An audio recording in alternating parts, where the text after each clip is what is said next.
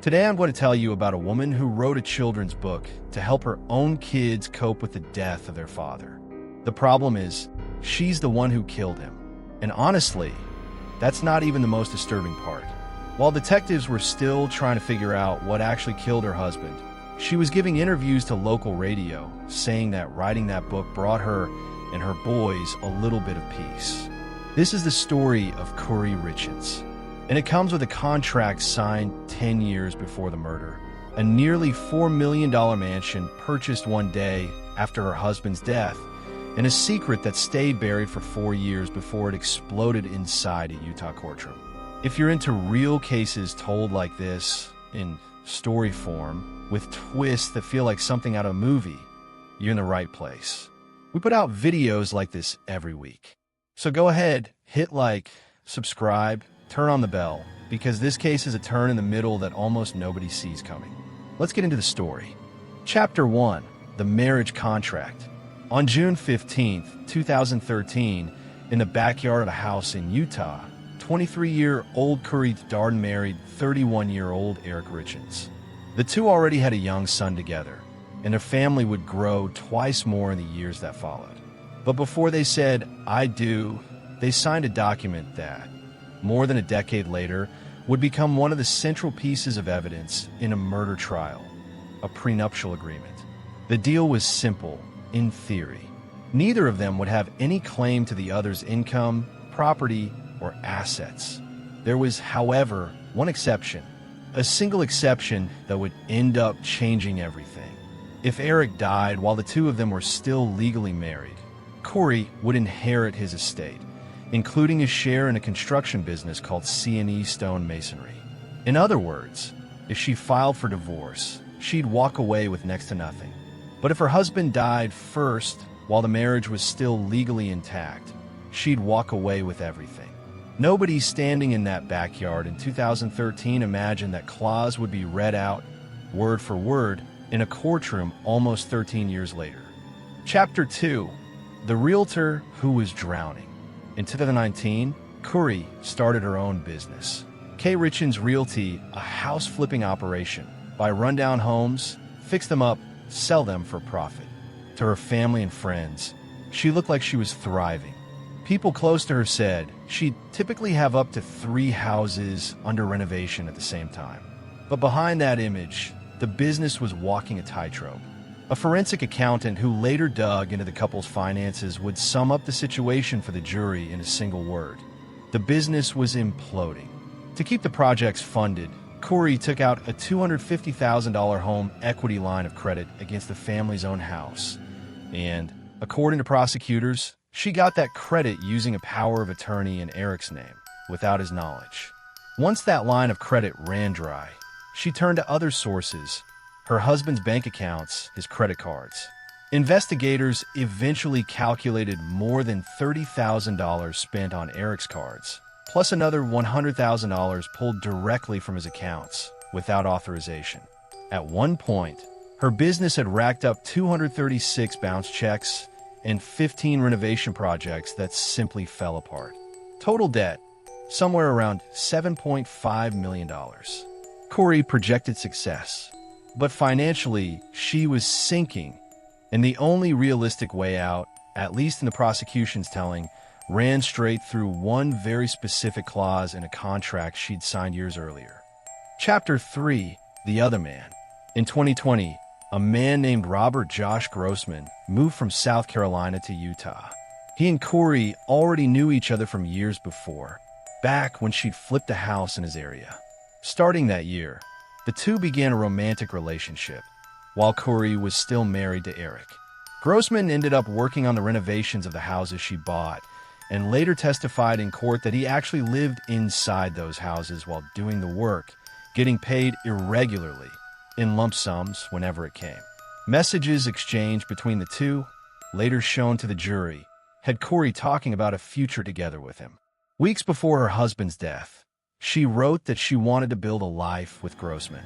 On the witness stand, years later, he cried as those messages were read out loud.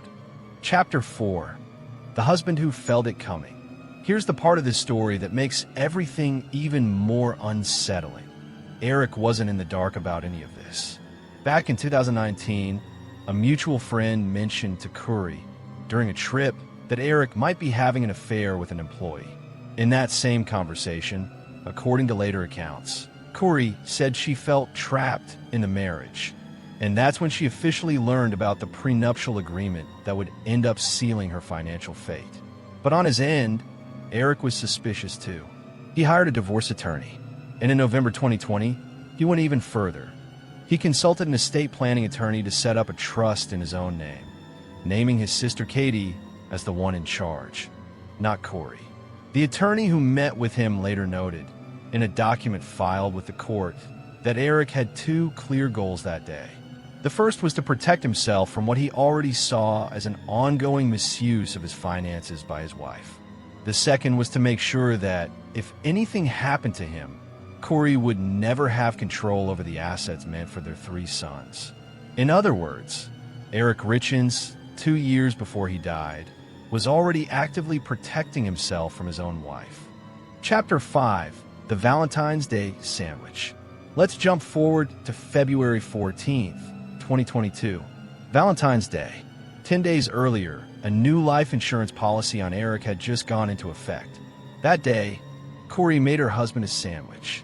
Shortly after eating it, according to friends Eric turned to afterward, his body reacted violently. Full body hives, trouble breathing. He had to use one of his kids' EpiPens just to stabilize, then went to bed still feeling sick. The defense would later argue that this was simply an allergic reaction to the sandwich.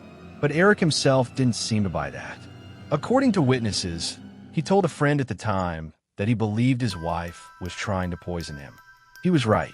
He just didn't know he'd be right again, in the worst possible way, 3 weeks later. Chapter 6. The Last Night. Now let's move to the early morning hours of March 4th, 2022. The family lived in Camas, a small mountain town about 40 miles from Salt Lake City, near the upscale ski town of Park City. That night, the couple had something to celebrate. They just closed on another property sale for Kouri's business. To celebrate, she made her husband a cocktail, a Moscow Mule. According to the account she later gave police, Eric drank it in bed, and she went to sleep next to one of their sons, who'd had a nightmare that night. Hours later, she went back into the bedroom and found her husband cold, unresponsive. Around 3 a.m., she called 911. Paramedics arrived, but there was nothing left to do. Eric Richins, 39 years old, was dead. The autopsy would later reveal something staggering. The fentanyl level in his blood was roughly 5 times a lethal dose, ingested orally, according to the medical examiner, and coming from an illicit source, not prescription medication. Chapter 7. 1 day later, and this is where the timeline gets genuinely hard to sit with. The day after Eric died, literally 24 hours later, Kouri closed on a $3.9 million, nearly 20,000 square foot mansion in Heber City, known as the Midway Mansion. According to her family, Eric had already been on board with the plan to renovate and flip it, one that promised a profit of up to $12 million if everything went right.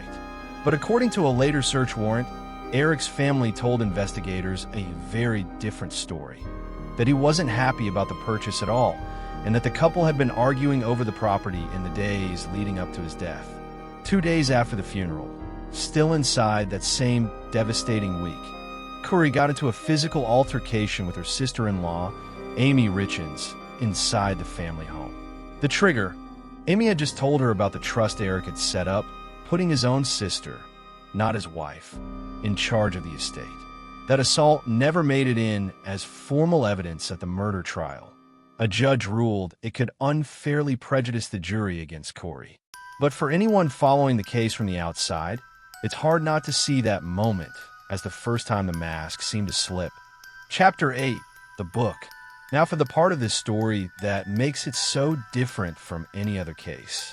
1 year after Eric's death, while the investigation into his cause of death was still ongoing, with no one yet arrested, Kouri Richins self-published a children's book. The title, Are You With Me?, The story follows a child wondering whether their late father is somehow still present during life's special moments. Kouri said she wrote it alongside her 3 sons and dedicated it to them. In interviews with local press at the time, she said the process of writing that book had brought her and her boys a little bit of peace. The people who bought that book, moved by the story of a mother helping her kids through grief, had no idea that, according to prosecutors, that same mother had months earlier searched her own phone for phrases like, "What is a lethal dose of fentanyl?" and looked up luxury prisons in the United States for wealthy inmates. She published a book about moving past a loss while, according to investigators, she was still trying to figure out how to escape the consequences of having caused that loss herself. Chapter 9. The Deleted Texts. While Kouri was out promoting the book, the investigation kept moving quietly behind the scenes. Detectives discovered that in early 2022, Kouri had asked her own housekeeper, a woman named Carmen Lauber, to get her some pain pills, supposedly for a business investor dealing with pain. Carmen later confirmed under oath that she had, in fact, supplied Kouri with fentanyl multiple times in the weeks leading up to Eric's death. Phone records revealed something even more telling. The text messages exchanged between Kouri and Carmen from January 2nd through the days right after Eric's death had been deleted from both phones. Somebody had tried to erase the trail and almost got away with it. Chapter 10. The Trial. Kouri Richins was arrested in May 2023, more than a year after her husband's death. Her trial began in February 2026 in Summit County, Utah, and stretched on for weeks, with more than 40 witnesses called to the stand.